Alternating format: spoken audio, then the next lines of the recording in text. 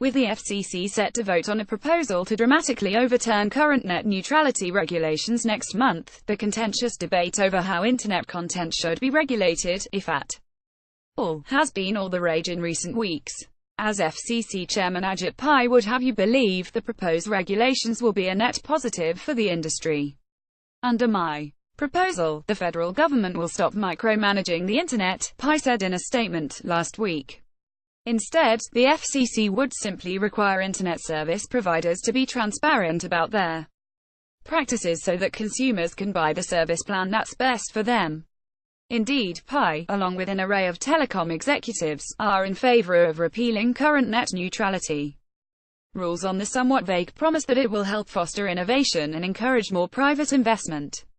On the flip side, the arguments in favor of keeping current net neutrality regulations are far more persuasive.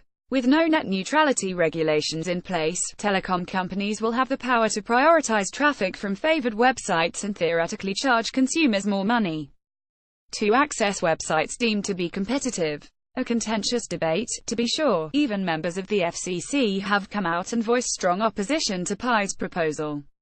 Just a few days ago, former FCC Chairman Tom Wheeler came out guns a-blazing and completely thrashed what Pai is trying to do: the Trump FCC's proposal to eliminate the over 2-year-old open internet rule is a shameful sham and sellout. A fair and open internet is the backbone of the digital economy. The FCC has sold out to the wishes of the companies it is supposed to regulate over the consumers it is supposed to protect. For more than a decade, previous Republican and Democratic FCCs have tried to bring fairness and balance to the delivery of the internet to consumers. Every one of those efforts has been opposed by the corporations that consumers rely on to deliver the internet. Now the Trump FCC has simply cut to the chase. There is no need for the big companies to sue, they'll just be given everything they want.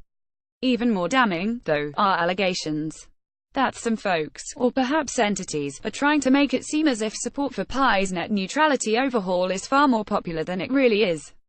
Indeed, New York AG Eric Schneiderman recently wrote an open letter to the FCC with some harrowing accusations, yet the process the FCC has employed to consider potentially sweeping alterations to current net neutrality rules has been corrupted by the fraudulent use of Americans' identities, and the FCC has been unwilling to assist my office in our efforts to investigate this unlawful activity.